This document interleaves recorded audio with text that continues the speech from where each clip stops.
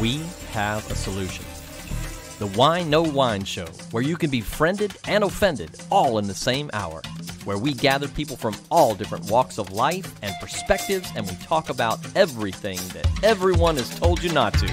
Religion, politics, and everything under the sun. Nothing is off limits, and we do it all over a glass of wine. So grab a glass and join us as we save America, one civil conversation at a time. 3, 2, 1, action!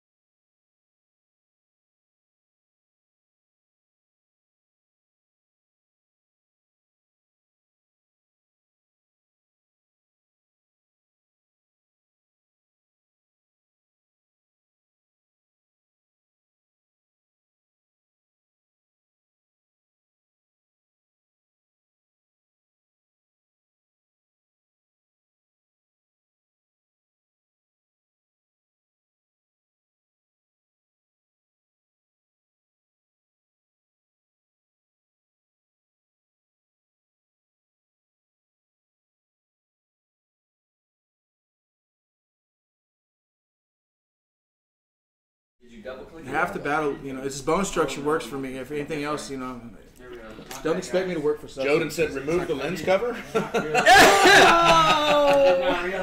All right, so guys, I will tell you, the fun of doing a live show. There we are. Is that we're back up. It was like a radio show for a while. We were simulating a podcast to see how y'all liked it. That's what it was. Yeah, it's the joys of doing a live show and having a production crew with a car that's broke down. Can't get here on time, so we're doing the best we can. He's on his way. That's because someone set fire to his car. Right. Disagreement. Right, yeah. Exactly. So anyway, we are enjoying a Chardonnay on today's show. It's called the Lazy Lab, and it is it's kind of an unusual California wine in that it's a northern region Chardonnay, which is a little bit unusual. Something unusual for California? Well, Say I know. It ain't so. I know. I know. Did it come with straws? Sorry, no, but it does come with an umbrella. We had to take them out ahead of time. Got you. All I right. have someone that can sell you some aluminum ones, David. Okay, I'll take it. Okay. I'll make sure you have some when you travel next. So we're going to rate the wine at the end of the show.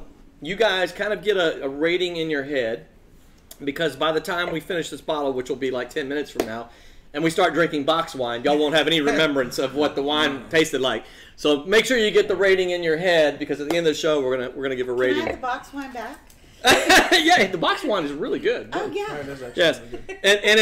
and if they paid me, I'd hold that box up longer. Yes. So on today's show, we've got a doozy of a topic, guys. You guys chime in on this. It's already been discussed. It was kind of a late in the day post on the page, but it's already stirring up some controversy on the page, and that is: do statues depicting Moses and the Ten Commandments violate the concept of separation of church and state? And it was in Arkansas, if I remember correctly. I think so. Dee's the one that posted the topic, but then we also had Joden post the topic. Yes. Joe So and it was I on a couple people's mind. It got posted twice. I think it was Arkansas, and a group of it was kind of a diverse group, an atheist group, and they were, I think, the initiators, a Satanist group, and a number of church. some kind of church, Yeah, satanic. a number of folks had gotten together, and they wheeled in some big statue of half goat man doing his pentagram, playing AC/DC and Stairway to Heaven backwards. That was my next music video. Well, now I'm gonna have to change the whole thing. Yeah. Well, not really. It had two beautiful, lovely children Yeah. smiling up at the goat god, And they were listening for to the human sacrifice. right. Both of them. you know, Both of them were listening to Stairway to Heaven backwards. Yes. That's actually very, very factual, because any human sacrifice I've ever been to had children involved. Yeah, And a goat. So Yep. There we go. Glad we got all that settled. Just lost all of our Satanist fans. Yeah, it had a lovely. Yeah. It was a lovely statue. Or California, just And depending. huge. Yeah. You know, it wasn't phallic. It was actually. As far as statues go, it was nicely done. it was a nicely done statue. Yeah. I mean, it wasn't like obscene in any kind of way. Yeah. It was just the dude sitting on a chair or whatever, throne or whatever. Grown. Had his pentagram thing going on. It's all good. Why are we even talking about this? I know! Two- What's the issue here? don't know what the issue is. Beautiful Yeah. little Sounds like a Friday children. night. Cleared it all up. That's right. Two beautiful little children, a goat god on a throne, a pentagram over his head. That sounds kind of played And- out. I mean, where's the You know, originality? I've seen nothing worse on a T-shirt. Joden For said, having love metal." hearing David and Dee's voices. Now I'll hear their voices in my head when they threaten to mute me. And you know what's really awesome about that? It is a bipartisan muting. Bipartisan muting. Pass it down, right? That's so funny. And Well- Joden, we got on with our topic today. Yes. Love you, man. Yeah, it's a great topic. It is a great topic. Lots to chew on here. So you guys be sure to chime in with your thoughts, because when we come back from the break, we're going to react to your comments, and your comments are going to be a part of the show just as much as everybody else's is. So before we dig in and really start chewing on this subject, I always like to give our guests an opportunity to share their shameless plugs, which is a huge part of their exorbitant pay package that they get for being on the show. The other part is the wine on the table. So that's how much they're making on today's show. Maybe some pizza if they're nice. So, all right. So I'm going to turn it over to Rockstar John over here on the left. Introduce yourself. Give us some shameless plugs. What's up, guys? I'm John Turnbow, aka Rockstar John. If I have to introduce myself, then I'm not doing my job hard enough. You guys, come on. I'm a local musician, artist. You're a local douchebag. How would you like to do that? I'm right then. working with Cosmic Container Records. I got an amazing album coming out this month. Finally got a release date. You can check me out, Rockstar John. Google me. I'm kind of a big deal. Ron Burgundy, you could say. We have no, but in all seriousness, I'm excited to be back on the show. We're gonna have a good time. Check out the new music. YouTube, Tinder, Farmers Only, all that stuff. You can find me right on there. Just go. Farmers Only. Yeah, you don't have to be lonely, okay? It turns out you don't have to be a farmer. They don't check their credentials at all. You know this. So I went. Good to know. I went and bought a John Deere just thinking, but they didn't even ask about it. So but yeah, that's crazy. But Standards. local musician, artist, entertainer. A.K.A. Rockstar. Love it, leave it. And guys, he's already got, he's on YouTube, but he's also on the Whine No Whine Show channel on YouTube, jamming out with some material up there. So be sure to check out youtube.com/ Rockstar John. No H. No H, no O's. No O's in my music. Just John. Rockstar John. J-O-N. Google it. It'll be there right there. I promise. Or you can also find him on the Whine No Whine Show YouTube page. One long hashtag. Hashtag Rockstar John No Whine. You'll figure it out. I believe in you, America. That's why I'm on the show. All right, Dee. Next week, I'll be having my first solo show at John Marr Gallery on the 25th. And it is 3D print and mixed media. Oh, wow. That's cool. I run, if David would reach down next to him, happy birthday. Ooh. That's your first clinkable moment brought to you not by Rockstar. By D. Frank. Are you kidding me? Oh, look at that. Yeah. Get part of this. Cheers. Happy birthday, David. Happy birthday, David.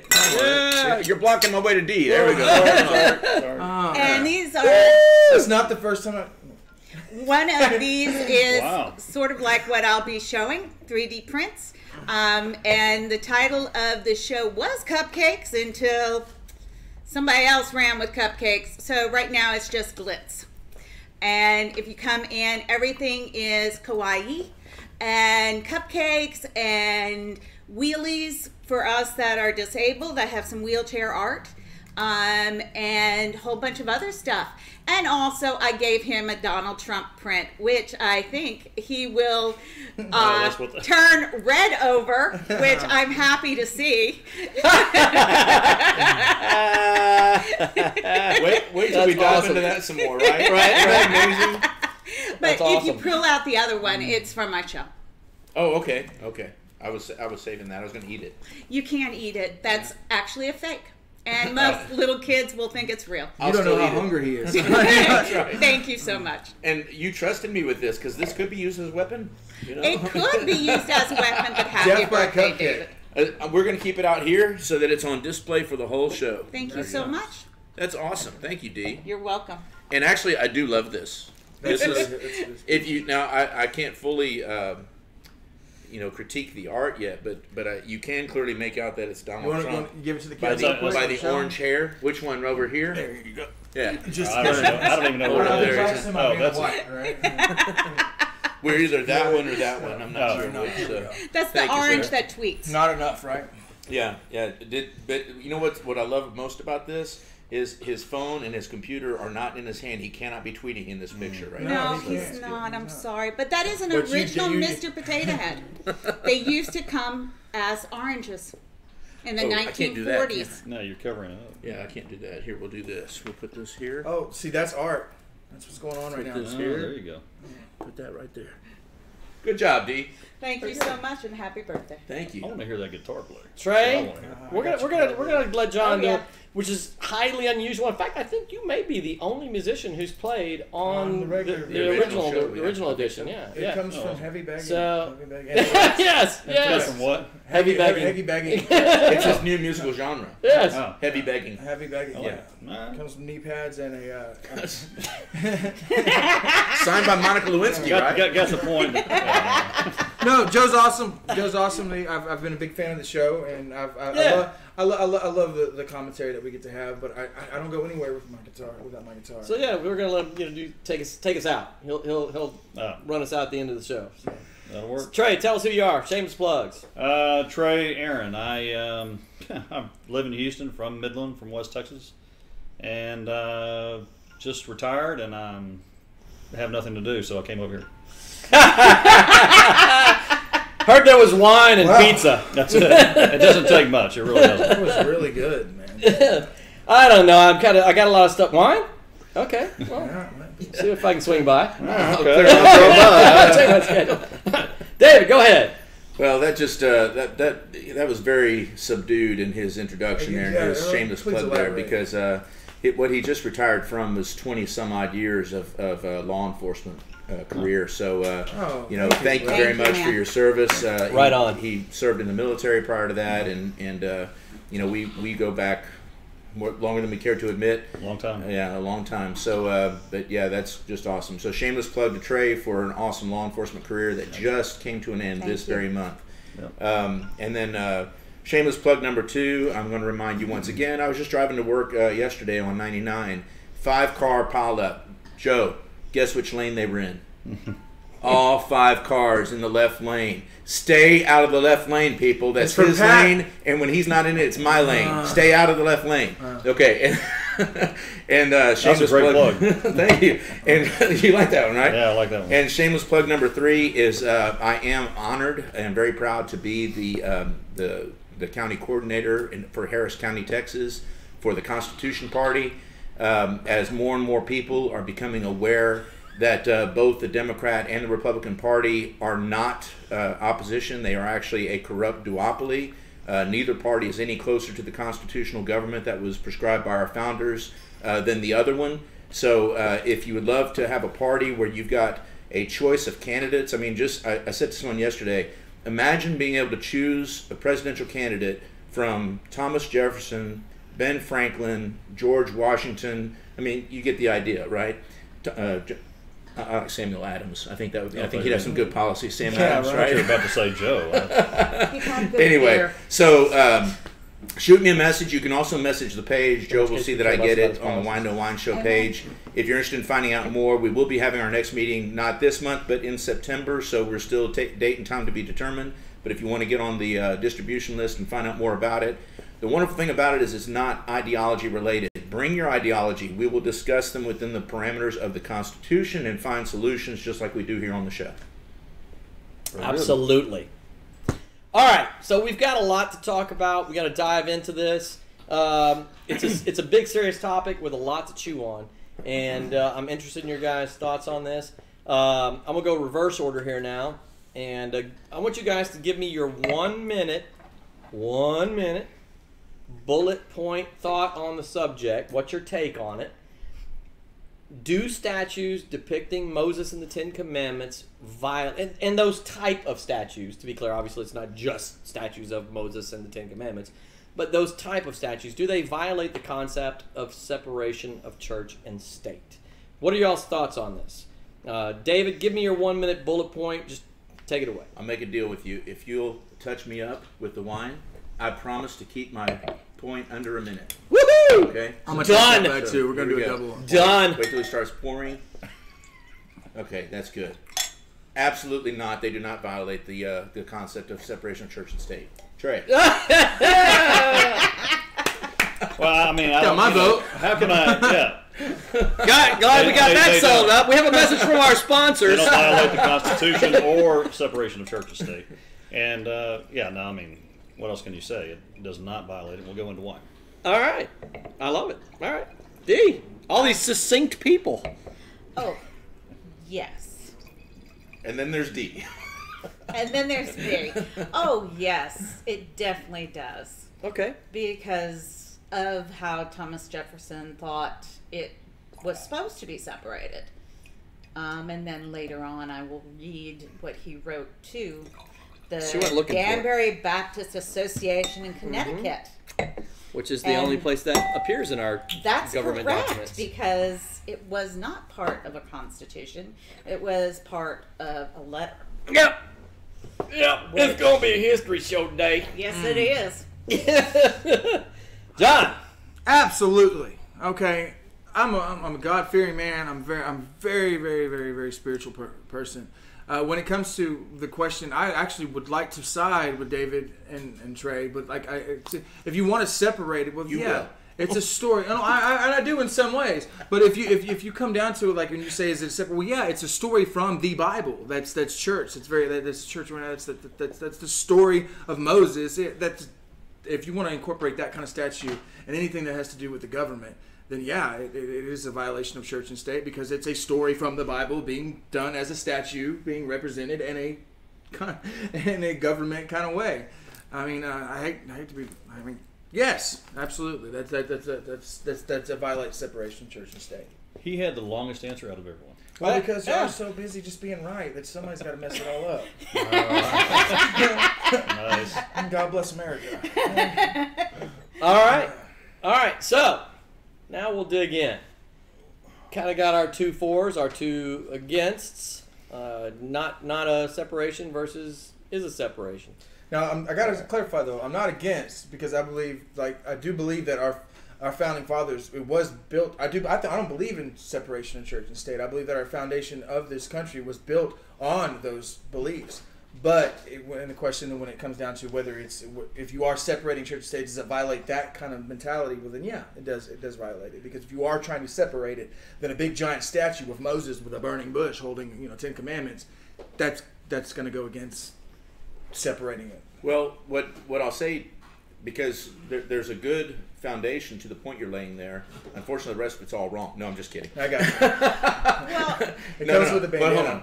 What I love about this is what Dee introduced, and that we're actually going to be discussing source documents, because when you look at those and what that concept means, and that's one of the first things I think we probably need to do is determine what does the concept of separation of church and state mean? Well, how is that actually intended? And how does a statue of, say, the 10 Commandments on the courthouse steps, how does that violate what your concept is of the separation of church and state? And then when we get to what was actually determined in that whole thought process and what was going on at the time, then you'll be able to reevaluate. Exactly right. correct, because if we're talking about the laws, because that is separate from, and this has been where the dividing line has always been. If it's a depiction of the law, which the 10 Commandments is, that wasn't supposed to be a depiction of a biblical story. It was supposed to be a depiction of the legal basis of all law, which is Torah, which is separate from a biblical story. That would be considered a biblical truth. And then that's where you're getting into all of our laws, Judaic judicial laws, are based upon the concept of the biblical law. So it's not supposed to be a rendition of a picture from the Bible. No, okay. Okay, and that's where the argument has been that pictures like that are supposed to stay in government the buildings. statue itself would not be a violation. I got to say something, though. That is a really astute point. I mean, there's some nuances that I don't agree with you on, but we're early in the show, and that's our first clinkable moment on the discussion. Just to explain the background on that real quick, the clinkable moment is, I don't agree with you all the way, or even if I totally disagreed with you, is still a fantastic point. So, D, clinkable moment off the bat. Good job. Cheers. We passed it. Well done. Yeah, well done. Yeah, absolutely. It's when somebody brings up something that makes you go, I hadn't considered that. That's a good angle. Yeah. Well, because I never thought of that either. Whether you completely agree or not or disagree doesn't matter. It's they didn't put a when it's good picture. point. They didn't do a statue of Moses parting the Red Sea. Right. Right. They didn't do Noah's Ark, and the reason is because of it's pointing to the legal basis, which is based on the morality. This is the nuance where I don't agree with you, is that it is based on that moral code. There's a moral foundation to the law that our nation, our heritage, always honored. Right, and that's why when the representative sponsored it, he sponsored it on that code. But that's why he was allowed to place it in the first place. I see. Within the separation of state and church. Where was this again? This was in Arkansas. Arkansas, okay. And that's why their state code allowed it in the first place. Right. And that's where I was going back to actually reading why when we do the separation of church and state, where it's not in our Constitution. This is actually the quote. It says, "I contemplate with sovereign reverence that act of the whole American people, which declared that their legislature should make no law respecting an establishment of religion or prohibiting the free exercise thereof, thus building a wall of separation between church and state." But what he was actually talking about, and he was directing it specifically to a bishop, okay, or the founder of the Baptist church. He was talking to a specific sermon, which was called a hedge or wall of separation between the garden of the church, and the garden of the church was called the sermons, okay, and the wilderness of the world.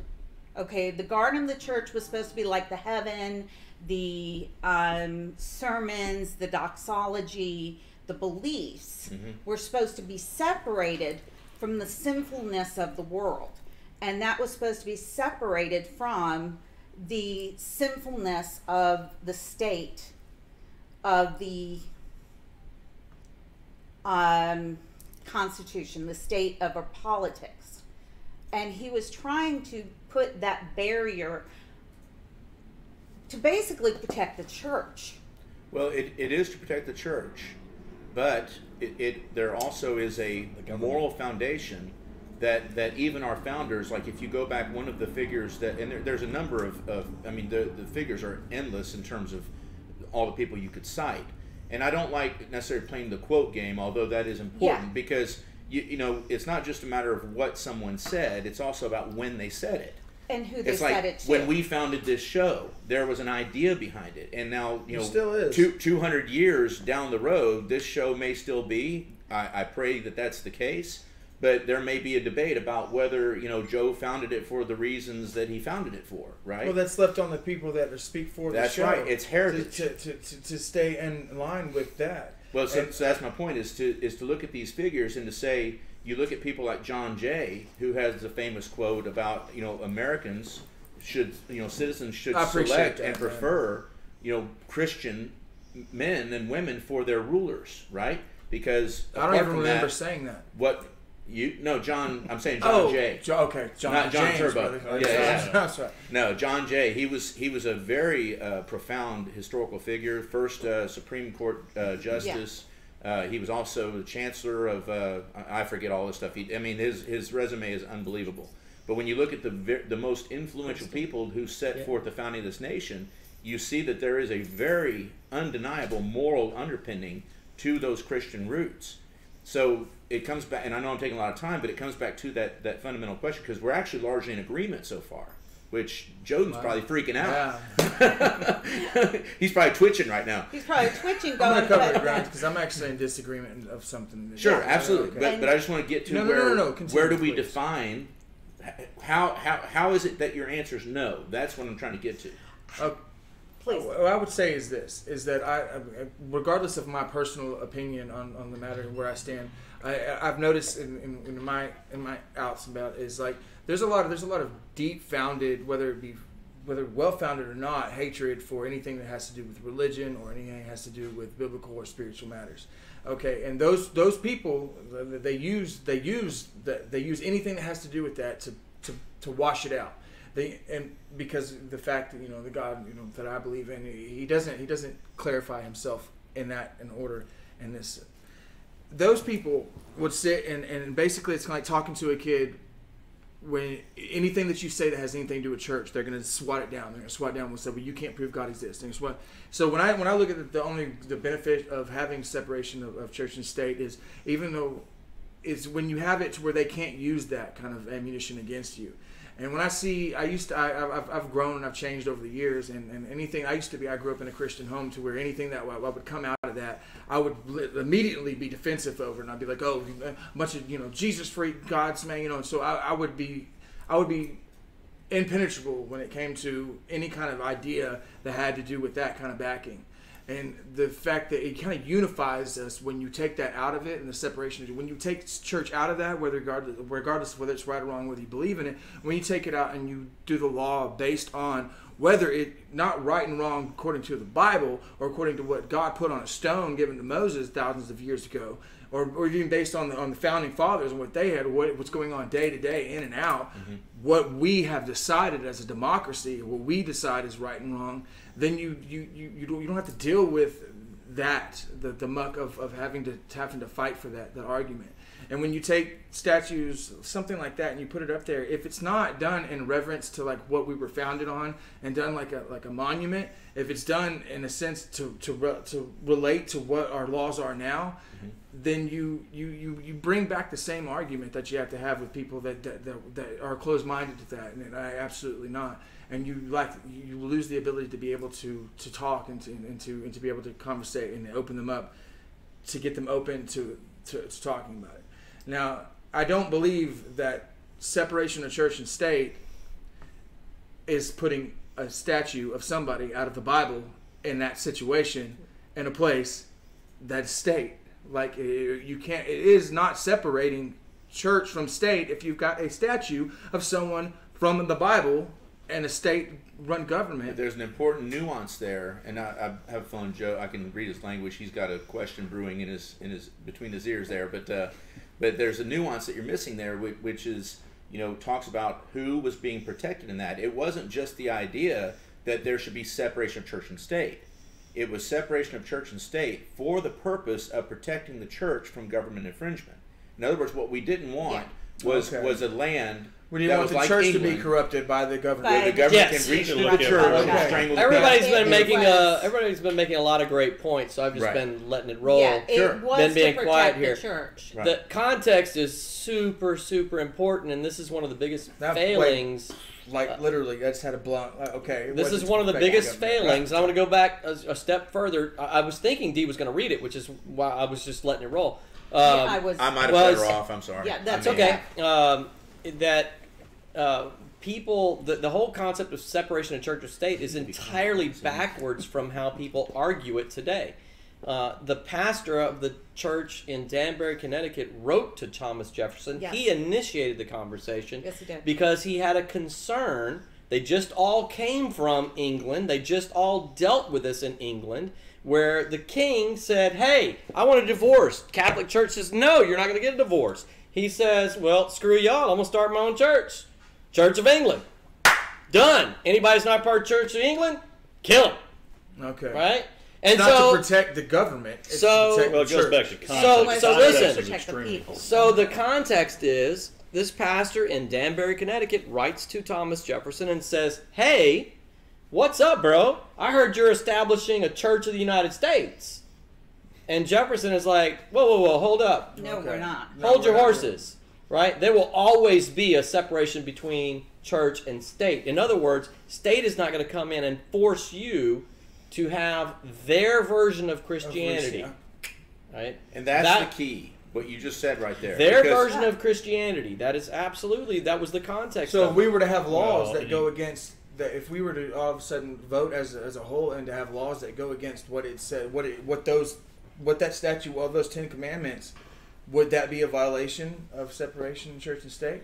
If all of a sudden the United States decided, okay, well, It's legal to kill. or not legal, well, maybe not to the extreme, or Well, to take cover.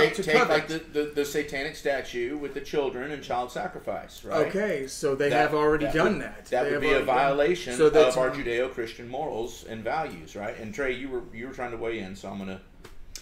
Well, no, actually, it just it was something that you said a while back, so I'm kind of backtracking here. But the kind of the for your generation specifically, not as much for ours. We grew up. We're used to debating ideas and talking and all this. Now, your generation. It's interesting you said about unity and uniting. That's interesting because it seems that more and more for your generation at least, and in society in general, wants to just unite and not have controversy. And those things that cause controversy that people are uncomfortable with, well, let's just do away with them. Let's just get rid of them, not do it, and then we can all kind of get along. It's all about getting See, I along. would say the exact opposite. I Oh, would really? say, I mean, Yeah. my perception, I would say that it would be more so, maybe not your generation, maybe your older generations before. His that's generation. I'm there with you. Oh, Just so you know. okay, yeah. Yeah, dream along. I would say that we're. What's my generation My generation, to my understanding, younger is than all of more y'all. open to being disagreeable. I mean, we're that's why you have so many, Well, there's that rhetoric. No, I agree with you. There's that rhetoric from your generation, and this cause and that cause and that kind of thing. But a lot of the stuff that we But had it's existed geared back more- in y'all's, but y'all just didn't talk about it. Like, Well, actually, that's not true. Like race, for example. I've been listening to the same race arguments for 50 years. 50 okay, years. what about homosexuality? Homosexuality existed Yes, we in y'all's talked about- generation see, but- just as much yes, as in ours. and in our generation, when we were young, we talked about this. We thought we were the first ones to take up that mantle because the generation before us somehow dropped the ball. I don't know what their I problem didn't think was. that y'all And talked those about were it the at all. baby I thought y'all boomers. just hushed it. I know your generation thinks that's not true. Yeah, Okay. it's not Well, true. I mean, I can't comment. No, I'm I not mean, blaming you for. I'm just saying I know I hear your generation say Yeah, that all the time. yeah. As a spokesperson for your generation. As a spokesperson, hey, don't put that evil on me. Sorry to break it down to generation. I just thought it was No, no. interesting what you said, and I've noticed this. Yeah, there's a lot of taking up the cause, but it's mostly taking up the cause and let's do away with this controversy and that controversy. Let's get rid of it because we all want to come together and unite Yeah, I would in say, harmony. I would say, that I do not like this, but my generation loves controversy. We like to fight about everything. Yeah. We like to fight about everything, and I'm Well, 33, but I'm old point school well in those taken. beliefs, man. I believe Here's to marry the two concepts, because I know where he's coming from with this thought, and I know what you're saying, right?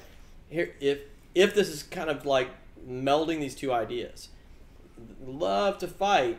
I have seen the most intolerant, tolerant generation of my life because they preach tolerance and acceptance right up until you don't agree with their viewpoint. And now it's let's flip your car over, set it You're on right. fire, You're throw, right. bust you in the head. I mean, if you watch our pre-roll video, we've got 6 videos of nothing but that. That's the whole point, is showing this is how people disagree. I can't say my generation. We talk about how it's easier. I have a lot of friends that are homosexuals or that are in the gay community, and I support them. And we preach tolerance of it, but there is so much more bashing and so much more intolerance in that community than there was back in the day. So that I could know of. So I actually. But some of those I think have just kind of gone. They go up and then they go down. It's a lot of Throughout the social media and generations. stuff. We get to hear about a Yeah, lot more stuff than that's we true, do. too. We get to hear a lot more. But it's also I'll interject this point and Chris, then we'll move on. do you know how to but run the commercial? the Okay. the verbiage, the language game that's being played, like what you just said. There's words that we think there's a common basis for understanding. Like And they just when talk. someone says he bashed me or he bullied her or any of those things. Well, I have an understanding of those definitions that's wildly at odds because these days, it's so intolerant, and I've experienced these attacks because I'm of the old school, love the sinner, hate the sin. Yes. Right? And so when it comes to homosexuality, I know homosexuals as well, but that doesn't mean I'm going to endorse what they do. No. Their behavior is sin. And I've had people on social media say, you are bashing them, you're being hateful, you're a Nazi, right? Because that's where the confusion comes in, is Pick that's your not- phobia. That's not bashing them. Now, there is a legitimate connotative meaning to that, and I do understand that. Dee and I have touched on this a little bit in our conversations in the group, because there are Loudly. some Christians who... Very loud. Yeah. Well, there are some Christians who, in identifying the sin, also point that bony finger of judgment and, do the whole thing, you're going to hell, all that kind of stuff. And there's Yeah. certainly that element within the Christian community that does that. In what I understand, and I'm a spiritual person as well, I don't believe that we get to pick and choose which sins that we get to spearhead. If somebody sits there and someone tells somebody else, they feel like homosexuality is a sin, and they want to spearhead that, well, they also got to do gluttony, and they also got to do the other ones. But they don't want to. They You don't sound want like me in that They, regard. yeah, they That's the don't. same They thing don't. I'm They don't want to holler at somebody, for doing this. I don't sit here like I have committed no sexual And then sin. God never. I certainly have. No, we I are all earned- sinners, yeah. and you are that kind of person. But I'm saying sexual sin. But I'm saying there's all kinds of different There's sexual difference. sin. We don't. So there's no moral high ground to the fact that I committed the sexual sins I've committed versus the sexual sins that homosexuals commit. And that's where I stand. That's where I right. stand. I'm not perfect. So that's where we have to have a little bit of a bridge in this whole seek first to understand that we're putting forward on the show, to say, instead of jumping into the accusations because someone makes a statement, you're hating them, you're bashing them, you're bullying them, ask, why do you say that? You're saying that's a sin. What are you saying with that? That's a common issue right there, and man, I can personally attest to it. Just even in the last couple of days, where I've had private conversations with people where the person makes a statement And I'm like, where did you get that from what anything I said. just said? Like, you just accused me of all kind of stuff, and there's literally no basis. You just because I don't agree with this thing, you already create a preconceived idea of the person that disagrees with it. And that person is a person who hates them, who judges them. I'm like, literally, if you go back and read what I said, I'm like, feel like I'm on the mountaintop crying for these people to get the help they need, and that to you Or translates. take it as face value what they're saying. Don't take a subtext. Yeah, Don't right. think. Don't read into it anything someone more than says, there. So you love statistics, and I told you you're gonna love me by the end of this episode. yeah. I'm telling you that you love statistics that they're being Y'all insulting. need to switch places. Right. Exactly. This Yeah. is my point. This Don't read into this it. happened to us last Don't night. We read got into it hard. anymore. Don't read into it any more than what was said. And anything that you were unclear about, freaking ask. It sounds like you meant that as an insult. Yeah. Am I supposed to take it that way? And what you've said before too, that's very, very key too, is to Yeah. assume the best. Assume the best. Assume the Just put it best out that there. the person I is try- really Look. just. We have to take a break. We're already 40 minutes in. We've got to go to commercial Can I here. say one 40 thing minutes real already? quick? Because I want to clarify. Okay, something. go ahead. I had a situation to where I had somebody come at me at a show, and they came up to me and they said they wanted to say something about a Christian thing, and they said, "I know that you hate church," and they stopped and they put their hands up, and it bothered me very much as an artist because I put my heart and I put my lyrics. I write all my songs, and I stopped and I said, "Where did you get the idea that I hate church? I love the church. Okay, I was raised in a Christian home. I love my parents and I love the beliefs, and it very bothered me. So that fell on me as an artist to find myself at that situation to be like I misrepresented myself and where I stand just because I'm open and I try to bridge gaps and stuff like that. Sometimes it's not you misrepresenting, man. It's sometimes it's just people it's reading just- between the lines and drawing their own I just conclusions. was Got like, the- what do you mean? Like you feel awkward before you say something about me because I hate church, and they turn. I just was like, no, man. Yeah. Church has got me through many things. We have a beautiful platform here where we discuss things, and I love where you're at, man. I love where everybody's at, and I just wanted to clarify. You know, when it comes to situations of sin and stuff like that, we've got to be more. We've got to be more meticulous about the things and words that we say.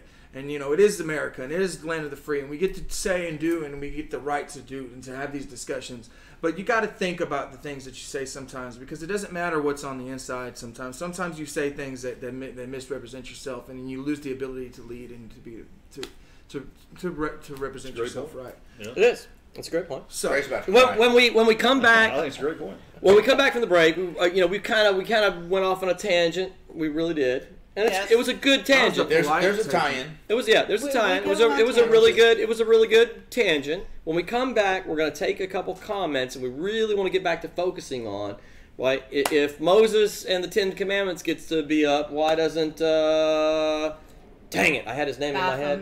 Baphomet. Thank you. Why didn't he get to be up? Let's talk about that. The crux of the issue. Do all faiths get to be represented in the court of state or none? Right? What's the options there? Let's really focus on that when we come back. We've got some comments. We're going to dial in with that. So we're going to run a Bill and Derek's commercial. Is that right? You got it ready to roll? Bill and Derek's downtown. One of our sponsors. Word from our sponsor. We'll be right back after a word from our sponsor. Hey man, could you So- grab us the pretty wine over there? I'm going to ask you. Yep. It ain't working. Come here. Oh, Double click the thing. Hey everybody, Joe Orsak, host of the Whine No Wine Show. And I'm here with my special new guest, Dean DeBassi, brand new sponsor of the Whine No Wine Show. Can't wait till he gets to tell you all about himself. Hello, everyone. My name is Dean DeBassi, and I'm with First Choice Loan Services. We close all of our loans on time. We have great rates and low fees, and we have push button get mortgage. All right, just kidding. Just kidding. In all seriousness, folks, we are a boutique mortgage lender, and we lend in 49 states. We choose not to play in the commoditized lending world, such as push button get mortgage. There is no such thing. Hey everybody, this is Paul Compton with JLA Realty, Houston's fastest growing real estate team, and I'm very pleased to announce that I'll be opening a new office in Spring, Texas. One of the things that I depend upon with my business is being able to refer my clients to a lender that I can trust, because that can be the difference between them being able to buy the home of their dreams or not being able to buy a home at all. So, I've always referred my clients to Dean. He always takes care of them. If you're thinking about getting a home loan, do not go with one of the big guys where you're just going to be a number. Give Dean and his team a chance. I am a certified mortgage planning specialist. Less than 1% of all your originators have that designation. So, if you are seeking a mortgage and would like to experience a true boutique mortgage experience, please call the number below or go to DeBassiLoans.com. Let us show you why First Choice Loan Services is leading the mortgage lending industry. We're back. All right. He's- Back! I've been living it 15 years. Welcome back, guys. We're having a fun conversation, and it may run a few minutes over, I can tell you. We got a lot to chew on, and we've got a lot of comments.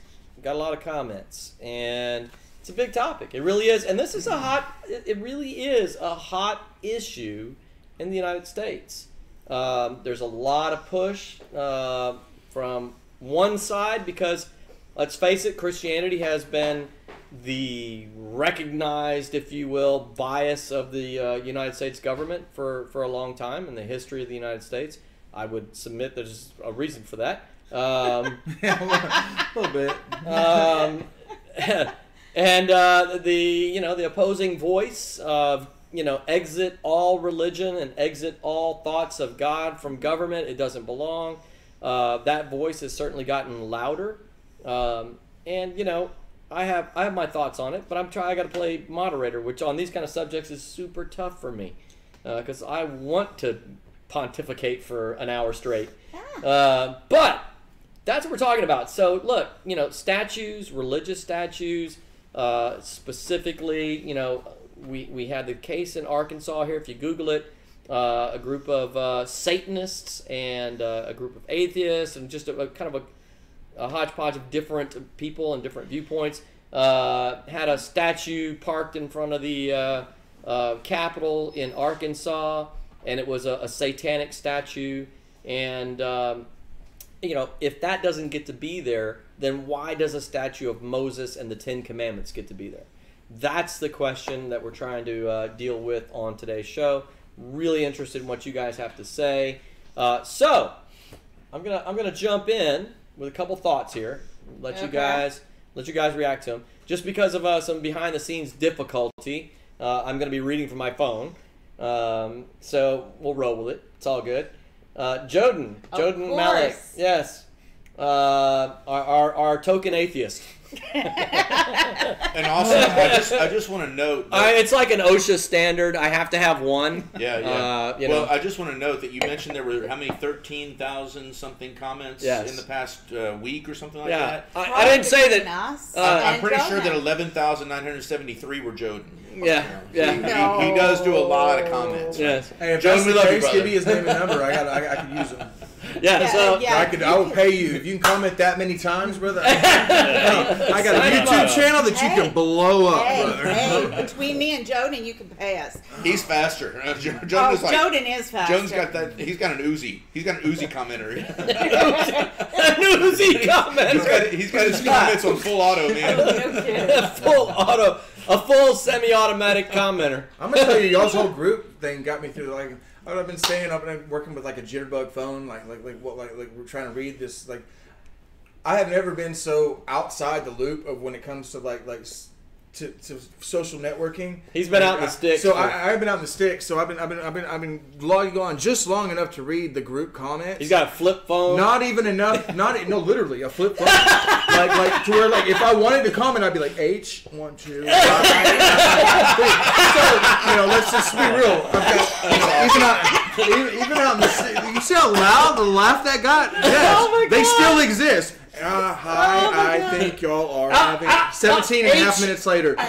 I'm watching this and I'm like, I can't comment, so I'm just not gonna do that. I got songs to write, but I'm just reading. I'm reading what y'all are. These guys are nasty.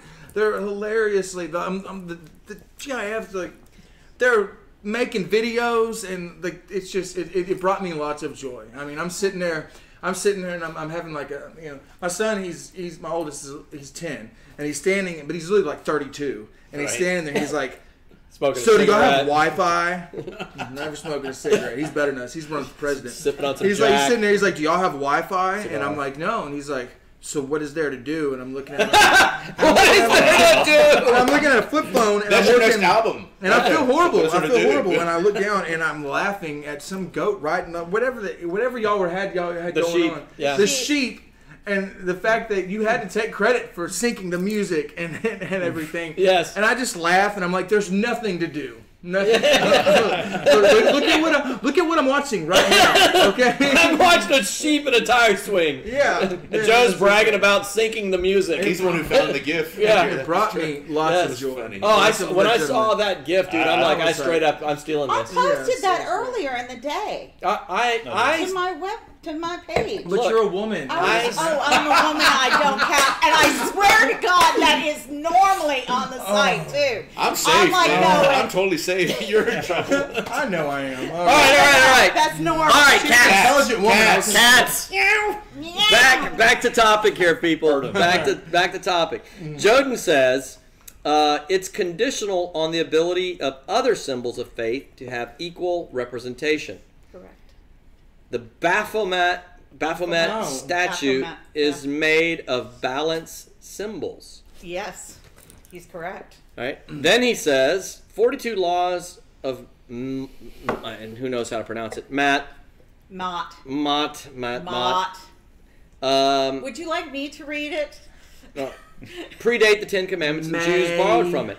We could say our laws are based on Jewish God laws he borrowed from Osiris, but claimed they were his when the Hebrews invented him. Commandments number 1, no gods before me. So I got a lot to say about all that, but that's all right. So it's conditional. Let's deal with the first point.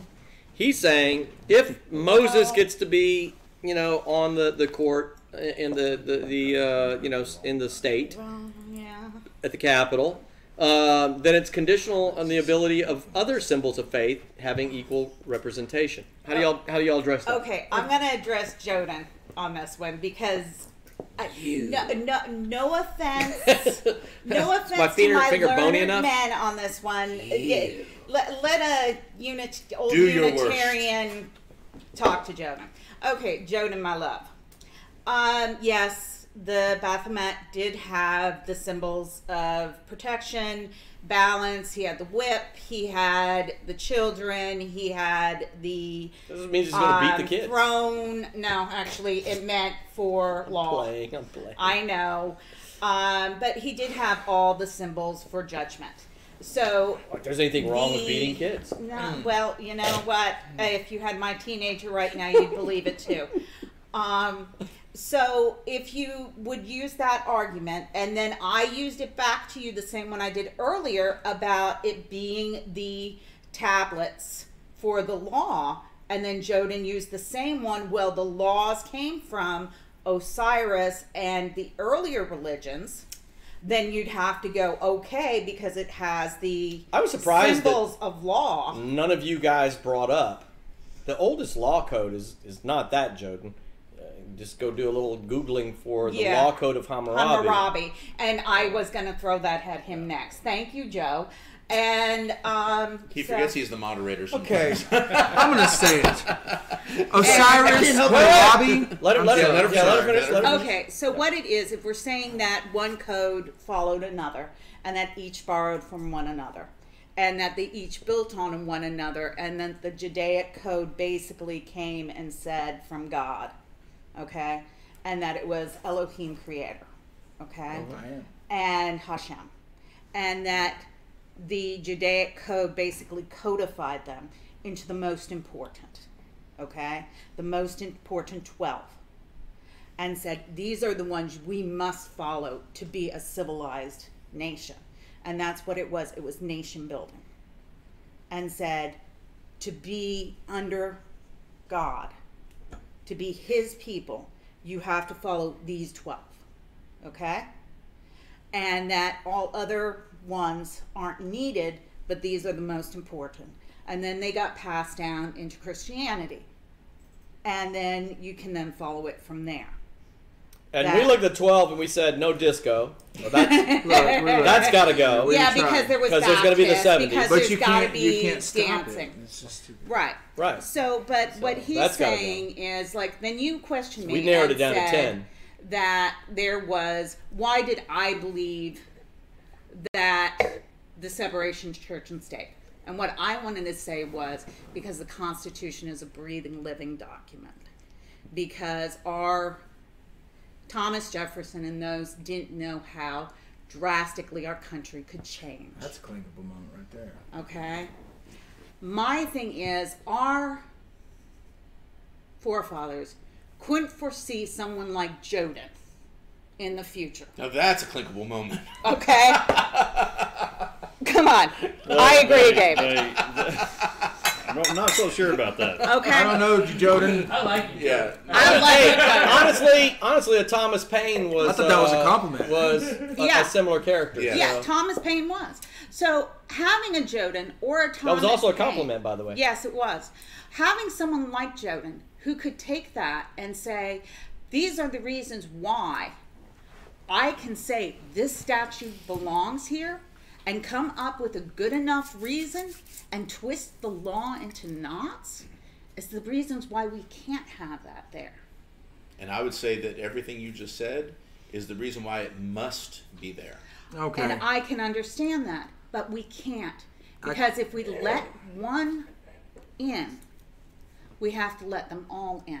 And that is also a fallacy. That is not true at all. Okay. But Trey hasn't said much at all. So I want to I'm hear gonna that. open the door. Actually, John, go ahead. No, you jump in there, appreciate then I'm going I appreciate you go ahead. Go ahead. Okay, Go I ahead. don't know how to Jump in, relate 'cause I this. want to hear. I'm not the head of a constitutionalist party, and I'm not this. I'm not the head of it. Hey, you are to me.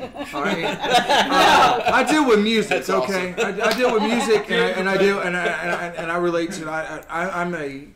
I'm a product of my environment and this great country that I've grown up into, and I have the privilege to raise my children in. And I'm gonna say this. I do music, okay? So Osiris or Blasphemy, all the history and stuff, your single didn't make it, okay? Guess who got it? Y'all didn't inspire a bunch of people to sail across a giant ocean and come up and post up and make a party that everybody wanted to be part of. Okay, so and when those people that did the party, they got the guest list on there. They set the guest list, and if you want to be part of the guest list, you had to be part of the guest list. If you ain't, y'all got here. I'm sorry, it sucks that y'all worked so hard back in y'all's day, with all y'all's rules, and they stole your song, and they got your song, and they rocked it better than you. And then they had all kinds of people taking your song and messing it up, and doing all kinds of remakes, and you're messing it all up and doing your thing. But the end of the story is America was based on Christian beliefs. Whether it was based before then, somebody stole it from somebody else. God's been around, and God said, these people are rocking my stuff better than y'all. So I'm going to rock it like this. And we sailed over here, and we set it up, and it's been killing it. It's been smashing. We've been having people, to this day, all you hear about is the world talking about how bad America is. But everybody's over here getting visas, wanting to come over here and rock what we got going on, because we're still rocking it. So you want to kick that part out, man? Out of here. You ain't on the guest list no more. If you want to be on go and get yourself a rocket and sell and find another planet and do what they did. And then set yourself up on Saturn and have a rave at Saturn and have everybody else come over and rock Saturn. And then y'all could rock Osiris, or y'all could rock whatever y'all want to do. And then y'all can argue about it hundreds of years later. But right now, this is America, and America was built on Christian beliefs. So get with it and rock it, or just go or do whatever. It doesn't really matter, because we're still rocking it. 13 colonies made it 13 rocking freaking place, and we're still adding on. Get in the party or get out of the party. Stop. The music's playing, and we love it. It's good music. You need to put all that on paper. That's the next song. I'm clapping. Wow. We should slow clap that. I don't know That what was you're going to call it. Wow. Yeah. Okay, Wow. so Get that, because like- my synagogue doesn't stay here? No, your synagogue can stay. My Your synagogue can stay. It's a You sure, baby? So that's the thing. That question, though, because Dee There you go. brought it back right to center. That's Because of the fact that we are not founded in the way. In fact, One of the most popular, Joe always tags me in when someone cites the Treaty of Tripoli, right? Right? Tag me in. Dave, you got this. Dave's in. Because the whole Treaty of Tripoli is the whole reason we needed that is because we were dealing with a Muslim nation that was attacking us because they saw us as a Christian nation. Yeah. But what they interpreted from that is they interpreted that because we are Christian in our belief system, in our moral fabric and foundation, they interpreted that we were Christian in the way that they were a Muslim nation. Yes. Meaning that they're imposing things like the jizya, where non-Muslims have to pay taxes. We haven't separated church and state. Right. Well, but that's the thing. To go back, I want to restate something Joe said earlier, because what's really fascinating about that whole Danbury letter, their concern was actually far more eloquent than just that. It wasn't that they thought that the United States was going to form its own version of a Christian church. There were a number, and Thomas Jefferson named them. And I can't remember off the top of my head, but there were a number of denominations which Jefferson, in his disdain for religion, referred to as sects, right? And he said and they're trying to vie. They think that because we passed this thing called the First Amendment, that means that our government is going to say that somebody gets to be the official brand of Christianity, okay? And so it was all about Christianity. There were these religious denominations founded in Christianity that were vying to be the official U.S. brand of Christianity, right? And the Danbury Baptists were concerned about, hey, is this unalienable right? Hold on, let me write this up, because this is very well. Because that's people. That's the part of religion that Thomas Jefferson hated. But they all stand on the same. Let me wrap this up. Don't want to get in the weeds. Let me wrap this up. Remember, Baptists were the very minority at that time. Yes. The evangelicals were, even though they were right. I'm just kidding. I took it somewhere else. I'm sorry, Joe. No. That's all right. But the point is that they didn't want. They saw it like, because we had this First Amendment, that meant that the government could set up an official brand of Christianity, and they didn't want that. They were saying, do we have an unalienable right to freedom of religion, which translated means the right and ability, the duty, in fact, to worship God in the way He, with a capital H, not the way He, John, sees best fit, but you pursuing God of the Bible, right? The Christian God, Jesus, to be specific, because that's what the founders said. They called Him the Redeemer of mankind. They said your duty as a citizen is to worship God in the way He sees best fit, because if there's something I'll bust out a little bit later, but their point is point is to say that without a religious and moral people, and all thoughts, all morality are founded in their religion. They chose Christianity, and without that religious moral founding, this whole experiment of self-government gets impaled. It impales itself. You're right. You're exactly okay. And they said so couple quick things. That a critical thought, which I go over many times, and which Joe and I have went 10 rounds with, is this: anybody that wants to argue that God has no place in government really has no concept of the idea of government and the reason for existence of government. That's right. Based on the ideas of our founding fathers. Hear me out. Listen to what they said. When they declared to their ruling power, England, the most powerful freaking government on the earth, a little pipsqueak colonies, a bunch of guys, right? Who have no power, they're not even a nation at this point. No. When they declared treasonously putting their life on the line, they said, this is what we know. This is obvious to everybody that all men are created equal. And because of that creative process, we have certain inalienable rights. And among those are life, liberty, and the pursuit of happiness, right? So we know those. It's among those. It's not all inalienable rights, right? So their thought process was this. All men are created equal. Because all men are created equal, there's inalienable rights. Because they're inalienable rights, governments are instituted among men to protect those rights. So if there is no place for God in government, it completely undoes the need for government. There's no government. There's no need for government. That was their whole The whole premise. point of government is right? to protect those rights. We're created, because we're created, we have rights that are inalienable, that nobody has the right to take away. And because we have rights that nobody was meant to take away, governments are created. Right? That's the creative process for government. So anybody that wants to argue that God has no place in government is very foolish about what the founding fathers' concepts were for the very reason for the existence of government. It'd be like So- arguing But that the David has no Constitution reason is to be on supposed to this be show. a breathable argument. It's supposed There's a to lot of people that grow. agree But hang on, with hang on.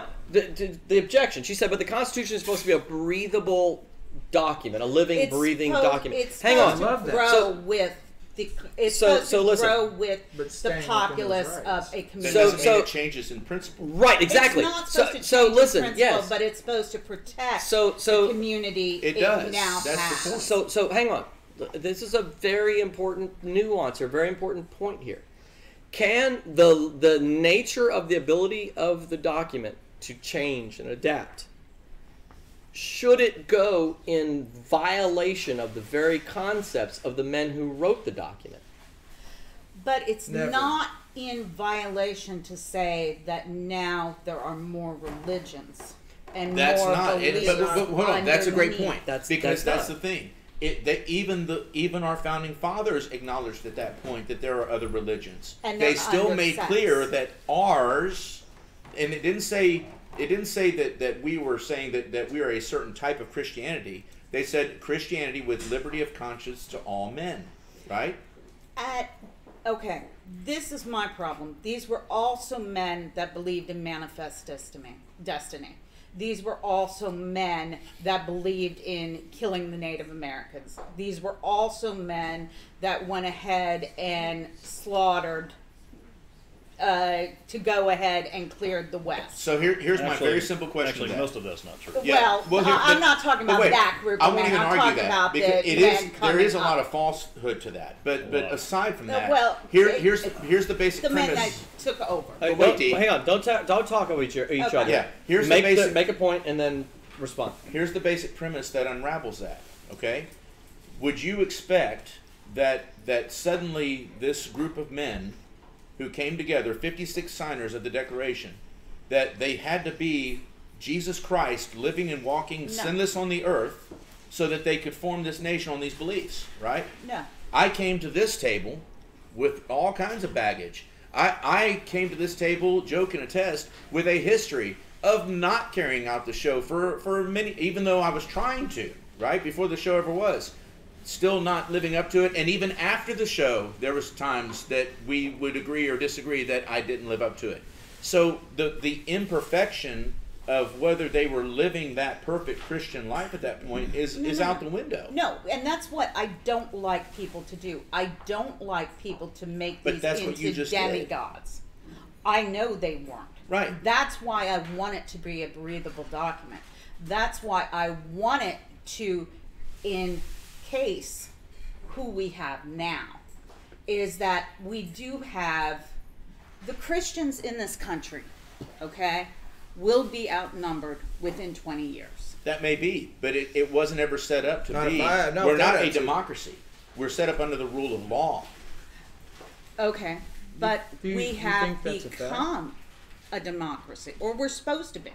We're a and- representative and republic. that- We're that- a representative so hold on. republic. That comes Do you back to think that that's- Joe's that's a question that fact he was that just we'll be asking, outnumbered? because it sounds like what you're saying is that our government should now have the right to turn the foundational principles on their head to become this, whatever you're saying we should become. What I'm saying is that if we, okay, let me make this She's wanting to scream, I can tell. clear. No, I'm actually not. I'm trying to make sure I'm clear so that, no, I'm not going to throw anything at it. No, I just want to make sure I'm clear. What I'm trying to say is that if we are going to be representative, okay, and that if there is a majority that are not Christian, including mine who is Jewish, need the representation and want things like statues and want things like art and want that representation of who they are in our state grounds than who are going to be a minority in a 20-year time frame. Okay? If Christianity becomes that, which is a possibility because of procreation and voting, and the other half of people that will not even have a religion, we have to make room for that within our Constitution. And that Constitution will say that, yes, we were founded on these principles. We have these principles. We have these laws. These are the moralities we hold. But those moralities will have to be held because there are our moralities. They cannot only be based on a religion. They have to be based on our actual moralities. The thing is, our founders actually agreed with you. We are not founded on a religion. We're founding on the teachings of Jesus Christ. This is not up for debate. Now, to your point, because it sounds like what you're saying is that if somewhere down the road, whether it's 10, 15, 20, 30 years down the road, suddenly Christians are the minority and all that other stuff happens, well, why does that obligate us to make changes now? I mean, to Joe's point, Joe often raises the point when we talk about the Constitution Party, right? That people can come to the Constitution Party, and the great thing about it is it has a set of rules, right? It's the Constitution. So you can come in and bring whatever ideology you want to, and if you can make it fit within this set of rules, we're playing the game. But if it doesn't fit that set of rules, aside from that, you also have a process in place by which you can change the rules. So to your point, there is we are a representative republic. We vote for our representatives. Correct. So you can have a day that comes where you will have a populace that may elect a godless representative or a godless representation in the body of government, like a majority, godless. It's getting there. I totally agree. Absolutely. I think we would all agree with that. But the point is that that was what Ben Franklin was talking about when he said, here's your republic if you can keep it. Because they understood that without, like John Adams, that's his favorite founding father quote. I agree. Right? John Adams says, our Constitution was only intended for a religious and moral people. Now, they weren't saying, they weren't saying religious in terms of going to church every Sunday. Yes. That was their word for Christianity.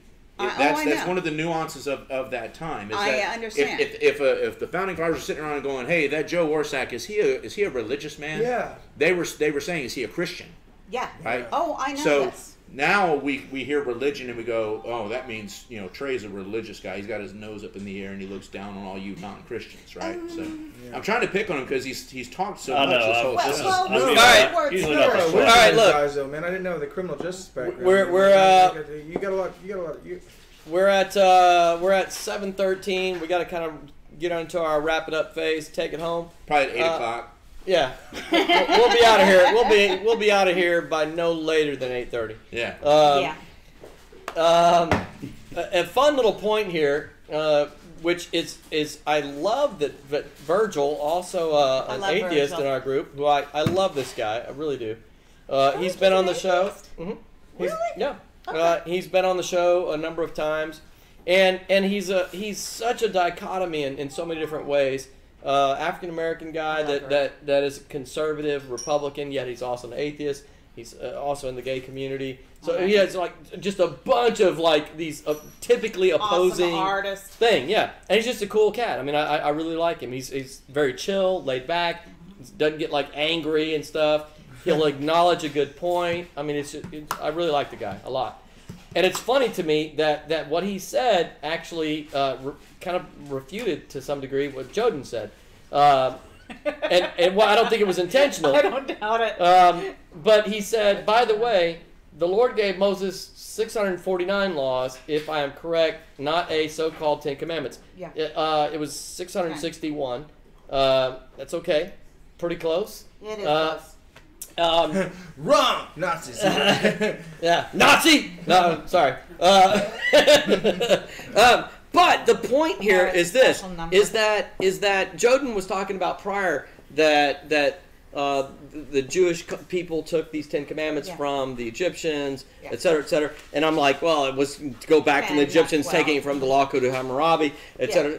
Take your pick. First of all, Yeah. my thing is with 10, how many things do you need to dial in to say don't kill? Right? Yeah. I'm pretty sure, like most societies on the planet, Yeah. go arbitrarily killing somebody, not good. bad. Right? If you sit in a baby before it has learned anything, if it's sitting in its crib after it's born, and you come in with a baseball bat and you beat the hell out of its family to death around, it's going to cry. Yeah, it's not going good. to say- It's not going to good. know Not inherently good. that No this is kill. not right. Right? You know. So my point is that finding 10 things and saying, well, the Jewish people came up with these 10 things, but they stole it from these people. I'm like, I wouldn't even need to be anywhere near anybody to figure out don't kill. I told right? you earlier. I could be Don't by kill. myself and going, yeah, kill, bad. I said Right, earlier to right. somebody, I don't like violence, and the point, I don't like people slapping and hitting and punching. I don't like it. Hey, you learned that in the first grade. Yes. In the first of all the grades. You don't learned it in the learn first your one. husband or My- wife. Keep your I think hands to that's yourself. So check it out. Here's the Yeah. thing. My point was to say is that if we're going to narrow it down to 10, I don't need a lot of rocket science to figure out that there's going to be common don'ts amongst all cultures, Yep. right? So it doesn't have to be about stealing. And then Virgil comes along and says, actually, it's not 10, it's like 649, it's 661 in total. But Joe, what if you were one of those birds that- my point is to say that if you look into the Jewish law code, and this is kind of for Joden, Yeah. it becomes very unique to the Jews inside the full laws that were given. Yeah. Right? correct. Yeah, we had these 10 that were the highlights, of the highlight reel. Tune in after the game. But And then we argue the rest forever and ever. And right, ever. exactly. And then those break down into this Oh, yeah. rabbi and this rabbi's opinion and all this sort of thing. But anyway, so that part is kind of, it pulls out the table. Which is why, again, the nuance that you brought out, which I'd never made that argument before, but it's a great argument, is that Moses with the 10 Commandments could be representative of almost any religion on the freaking planet. Because everybody has this concept of don't kill, don't steal, don't screw your neighbor's wife, don't steal your neighbor's car, Yeah. etc. Right? It's the And- basis of all law. It's the basis of all law, In right? fact, those three are common throughout every society that's ever They existed. are, on and the that's history of the what I earth. was getting at when I was saying Right. like they're Adultery, very common. theft, and murder. But that Yeah. doesn't And that's necessarily how go. they Hey, so argue. hang on. I don't want to get too Yeah. the weeds. Let him- Let's go back. Let's wrap it up. So my point is to say then that from that standpoint, I think that's a great argument of why the statute that statute in particular would not be any kind of violation of separation of church and state if that statement was even used right. So it would be fine in that context. There's a reason why the Supreme Court has the 10 Commandments written on their walls. The Supreme Court in the 1800s put the 10 Commandments on the wall, right? So they understood the context of why those needed to be there. It was the govern of all their law. So anyway, good stuff from Virgil that I wanted to tie in, address some of what Joden had said via the comment feed with Virgil. Last comment, we'll respond to this and take it home. I'm going to turn it over to John and let him rock out on the way out. Oh, All right, Kevin Griffin, really good friend of mine, says it violates the separation of church and state solely because it focuses on Christianity and its many, pardon me, pizza. not the one. Christianity and its many different variations is not the only religion practiced in the U.S. Not to mention, it pigeonholes those who don't practice a Judeo-Christian philosophy at all. Finally, I firmly believe that an individual's relationship with God is their own and, quite frankly, no one else's business. I love that. So, kind of closing thoughts as we wrap up this conversation. Kevin. Kevin Griffin, and he said that his closing thought was, and finally, I just believe that a person practicing their religion is entirely up to them and Like that, separate to them, unique to them. And in the context of, because we really need to dial it back to this part, in the context of statues being in the state square, right? How do you feel about what Kevin just said, right? That the 10 Commandments, Moses, really focuses on the Christian religion, and that excludes everybody else who doesn't practice a Judeo-Christian religion, and therefore that's what makes it a violation of separation of church and state. And then his kind of last thought was, and kind of as an aside, is that I believe it's a personal thing anyway, and doesn't belong in the state square. What are y'all's thoughts on that? Wrap it up. I love it. That's basically where I started out. Okay. I mean, that's where I was at. Okay. After this entire discussion, I really enjoyed it. I'm gonna say, I heard a lot of things I didn't know, and a lot of things that I felt. I think that. And this is why John is such a great guest on the show. I think John really embodies for me the mission of the show. Yes. In a lot of ways. He comes with an open mind. He comes with, and that right there is so rare to find. A person that will just say, you know what, I've got my take, and I'll give you my take, but I'm cool with hearing what you got to say. And I will absolutely, because he's done it on the show, I will absolutely shift my opinion and go, you know what, I didn't know that. That's good stuff. And then evolves his opinion. That's the show. That is the freaking heart of the show right there. Yep. That's like mad props. Thank you. Which, by the way, is why you get like some exclusive. I appreciate that. I appreciate that. Friday appearances doing the music thing. I got my own show. Yeah. That's right. Behind the scenes, Chris Minnemeyer running production for us today, the host of the Thursday edition of the show, soon to be the Saturday edition of the show, going to be called The Art of Dispute. It's transforming. He got his whole own show because he will take that stance. I'm not some airheaded like person without opinions, and I do value myself. No, you're an airheaded person with opinions. No. I told you. A moment. Shut up. I told you revenge is I love it. Yes. No, I value myself as somebody that insult, apologize. He's good. No. I'm gonna throw it back. Muted for 24 hours.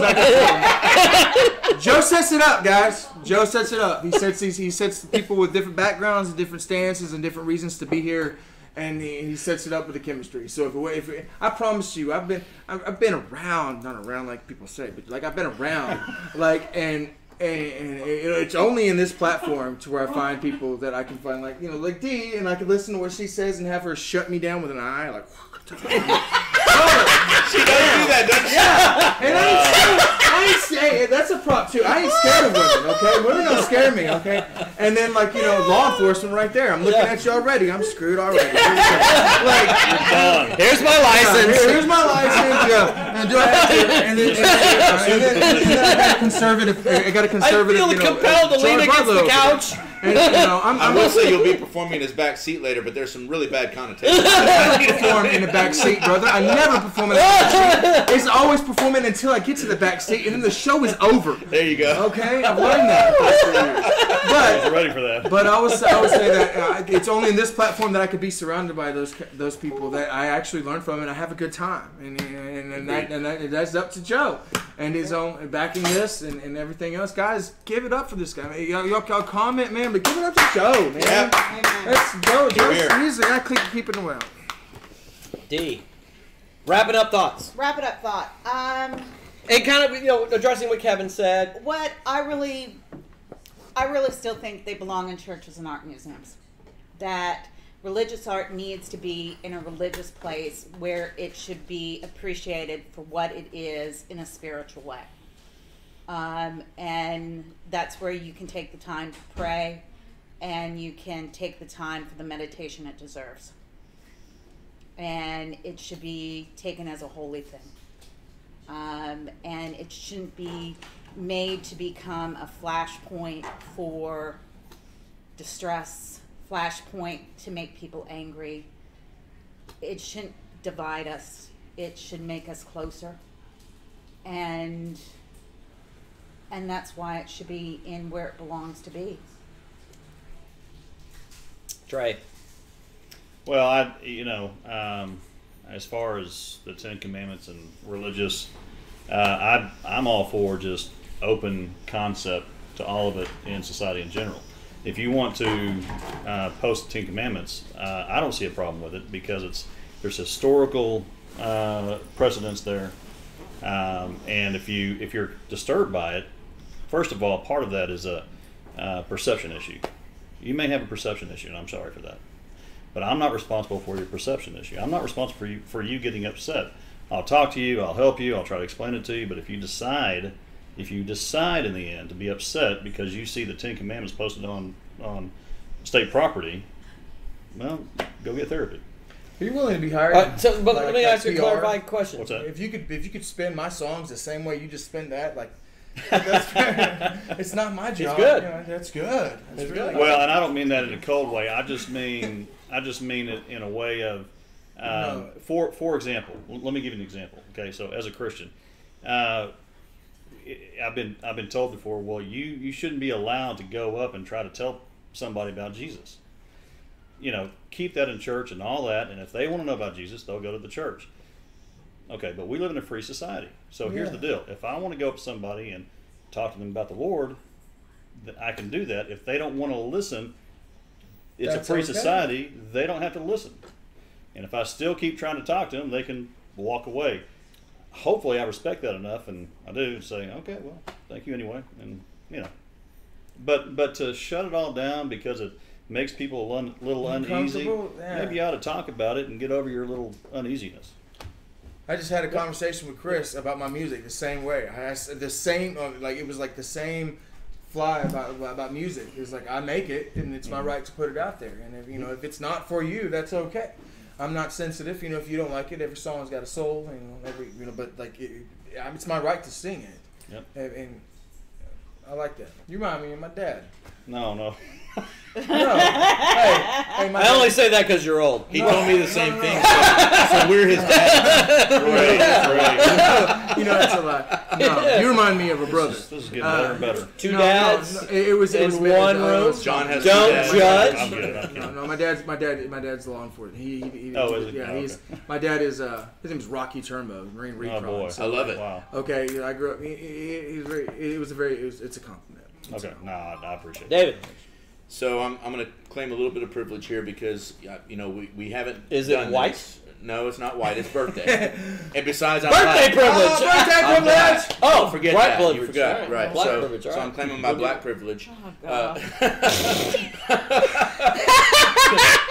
Oh God made the whole show worthwhile. Here's the thing. Oh God, it is good. I know. You knew that was coming at some point. Yes. You finally got it out of her. I want to answer Ken's question first by the fallacy that he is proposing and what he's saying is because I've prepared a slideshow. No. He's saying basically what he's saying is because Christianity being what it is, in that, and I use this comparison to Muslim nations, right? Because Jesus never went up to anybody and put a sword to their neck and said, if you don't believe me, I'm chopping your head off right now, right? He tells us very clearly what happens if we don't accept him as Lord and Savior. He says, I'm the way, the truth, the life. No one comes to the Father but by me. Get with it. And we know, so it's not that God sends anyone to hell. No. It's that they choose to go because Jesus put himself on a cross so that we don't have to go. So if someone doesn't want to accept the gift of salvation, he respects their choice, And so under the way that he put his word forward, that's how we are modeled. Jesus is the key to religious freedom in the United States of America. That's why we have the other religions that we have here. That's why the Jews post-World War II found this place to be the sanctuary for them, because they had a refuge here, right? Refuge, excuse me, not refuse. Sorry. The other half of this, we don't normally do this because the point of the show is to have just people getting together and just talking, right? But this is a historical document, and it ought to be mandatory teaching in our public school system, but it's not. In 1892, there was a Supreme Court case, the Holy Trinity Church versus the United States of America, okay? Yeah. The thing is, the church was prosecuted because they brought in a minister from a foreign land, and they were brought up on charges of a law that forbade the importation of foreign labor, right? So the Supreme Court ruled on that, and they were so outraged by the prosecution of this Christian church that not only did they say that this was an application of the law, when you read the actual text of the court opinion, I'm going to use you let me pull this up because normally we don't do this, but this is This is the text of the court opinion, just an excerpt. They said, this is to answer Ken's question. It's Ken, right? Ken. Okay. Ken Griffin. The free, equal, and undistributed enjoyment of religious opinion, whatever it may be, and free and decent discussions on any religious subject is granted and secured. But to revile with malicious and blasphemous contempt the religion professed by almost the whole community is an abuse of that right. Nor are we bound by any expressions in the Constitution, as some have strangely supposed, either not to punish at all or to punish indiscriminately the like attacks upon the religion of Muhammad or the Grand Lama. And for this plain reason, this case assumes that we are a Christian people, and the morality of the country is deeply engrafted upon Christianity and not upon the doctrines or worship of those impostors. The Supreme Court of the United States of America just called Muhammad and the Grand Lama impostors. It goes on to say, and what? No. Hold on, I don't want to debate. This is my closing thought. Just hold on. Let me wrap this up. Year. What year? 84. No, 1892. 1892. That was a long time ago. Yes, very close to the founding of our nation. And yet it was 150 years after the founding. Exactly. I thought he said 1992. So it's almost beautifully in the middle. That's right. Like, so before the Treaty of Tripoli, that the people who say we're not a Christian nation, they love to cite the Treaty of Tripoli, which really espouses that we're a Christian nation. But besides that, so before the Treaty of Tripoli, you've got the Declaration of Independence and the Constitution, and after the Treaty of Tripoli, you've got this Supreme Court verdict, which is a history lesson.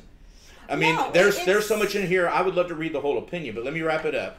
It says, if we pass beyond these matters to a view of American life as expressed by its laws, its business, its customs, its society, we find everywhere a clear recognition of this same truth. Among other matters, note the following: the form of oath universally prevailing, concluding with an appeal to the Almighty; the custom of opening sessions of all deliberative bodies and most conventions with prayer; the prefatory words of all wills, in the name of God, amen, which that was the case at the time. All wills began, in the name of God, amen, right? Yeah. The laws respecting observance of the Sabbath and the general cessation of all secular business. Remember, we had Sunday laws up until the 80s that you couldn't even... And I know people don't like that, but the point is, it testifies to our Christian founding, and it says everywhere in the land, the acknowledgement of these Christian auspices, and it goes through the ministry, but it goes on to say, these and many other matters which might be noticed at a volume of unofficial declarations to the mass of organic utterances. That's a legal term. Look that up. Yeah, I know. Organic utterances that this is a Christian nation. They wanted it. The point of the Supreme Court at that point was to say this law, first of all, was so poorly applied because this didn't apply to this kind of labor. But beyond that, the mere audacity of any power of the state to persecute a Christian church for doing its utmost to spread the gospel of Jesus Christ, they were outraged. And that was a unanimous opinion. And when you look at all the citations in that decision, I mean, it is a history lesson. And the fact that it's not taught in schools is an outrage. I look forward to next week online because guess who's being sued again? Me? No, the cake baker. Again? Meet you. Yeah. Meet you online, love. Yeah. All right, I want to wrap up. I get to exert moderator, and I actually not moderator privilege. This is more like executive producer privilege.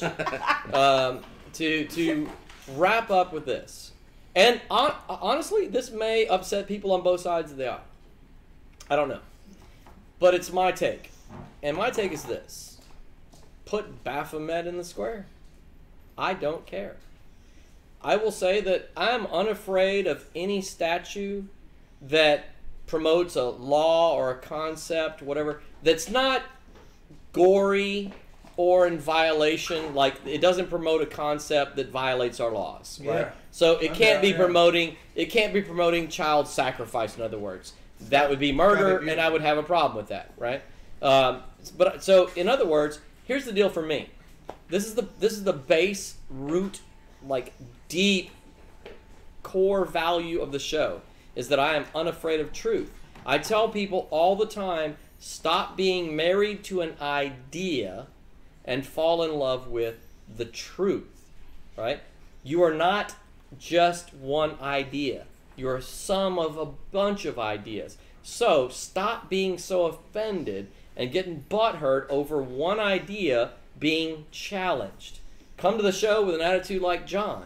It says, I'm going to express my thoughts. I'm going to argue them. I'm going to throw them out there and be real about it. But if somebody says something that makes me go, dang, I didn't think of that. That's a good freaking point. That was right? How do you grow? Right? Yeah, that's right. Then I will get rid of that idea and I will become adopted to the new idea. Right? Just fall in love with the truth. And so I'm going to dial this back. I believe as a Christian that Jesus said, I am the way, the truth, and the life. Right?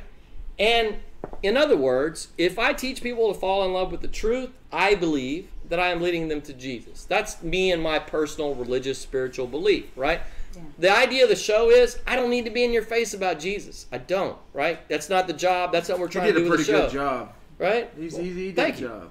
All right, he did. He did. Yeah, exactly. He exactly. did a good job. Right? Jesus so own people. I don't need to be in your face about the show. I just want to teach you the principle of falling in love with the truth. Yep. Right? And in doing that, I think you'll find God. But we'll get to that. Bringing it back to the statues, I am not afraid of Baphomet. I am not afraid of any statue in the public square. I don't want it to be offensive and like go, oh my gosh, they're killing children and what, yeah, getting freaky with sheeps and tire swings. I don't want any of that.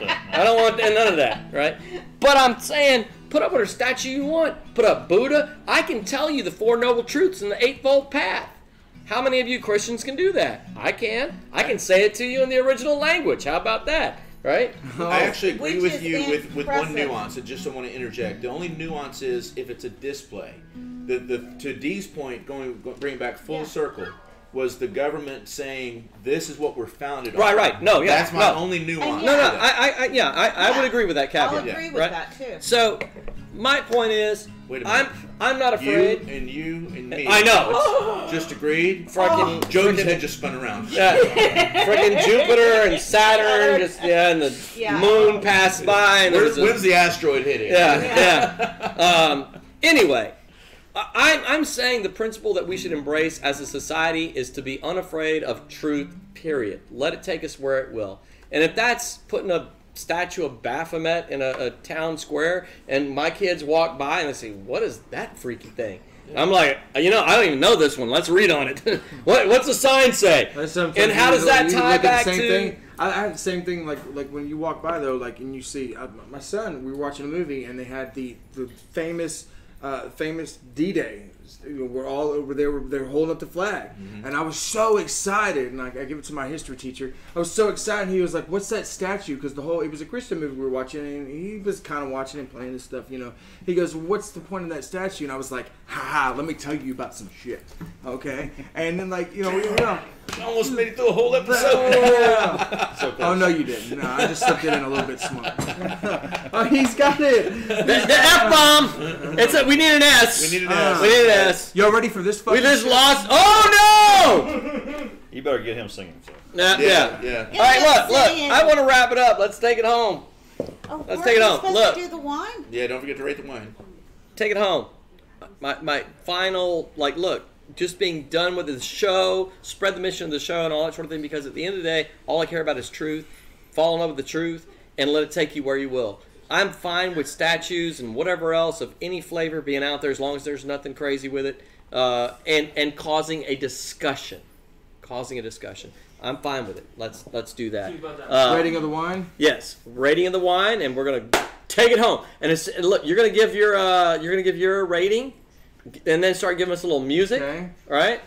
And then we'll work around with the rating, and then you just take it away, and we'll head out with that. I give it, and I hate to say this, usually I'm pretty high. I give it a 1. I disliked it. I thought it was dry. Ooh. I thought that the box wine was a lot better, and out.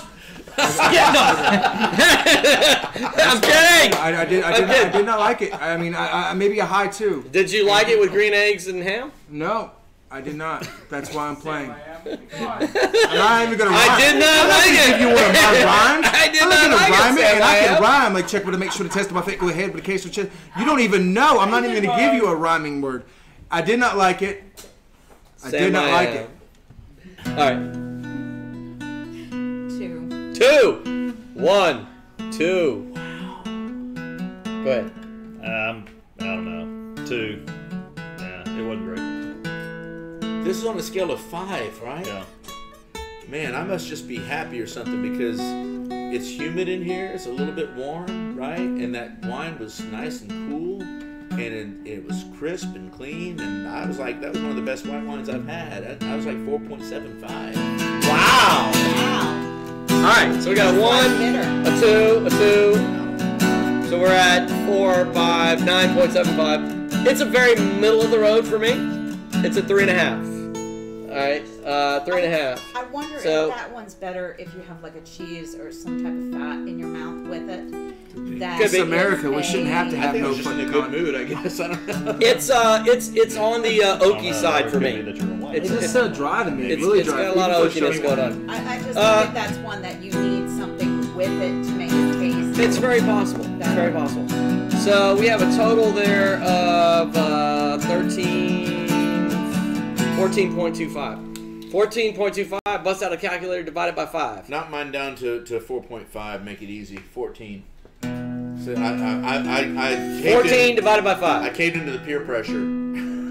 14 divided by That's 5. quite a cake. Yes. 4.75 to 4.5 or Yeah. 4.5. Yeah. I dropped it a whole quarter of a point. 2.8? Yeah. 2.8. All right. That'll be There you posted on Instagram tomorrow. All right, John, bust out an original for us here. Come on.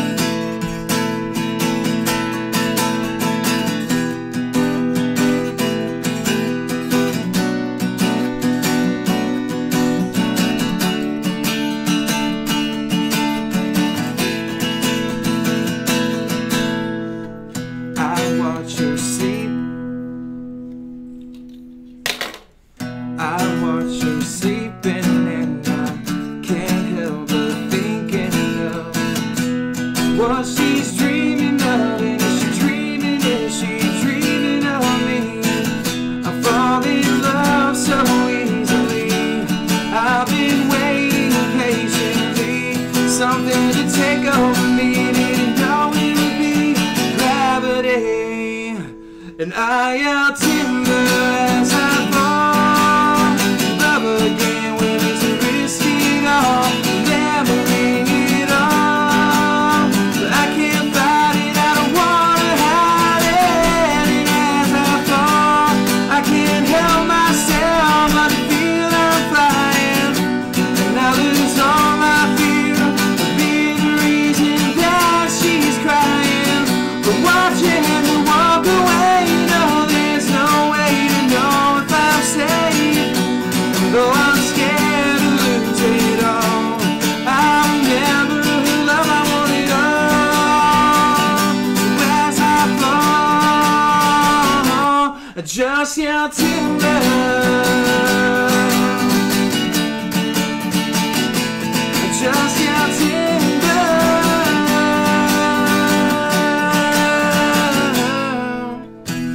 Like a leaf I float on down, side to side, not making a sound.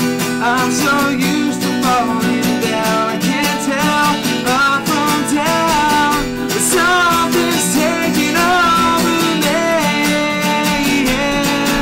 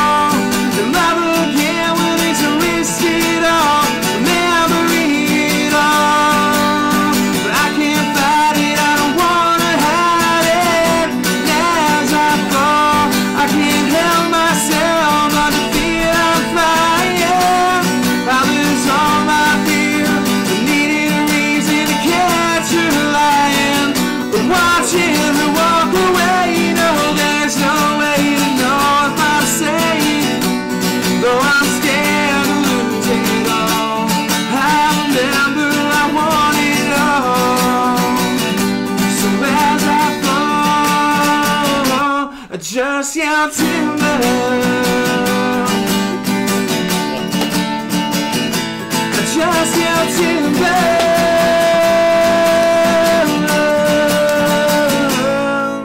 Your timber as I fall. Woo! Yes!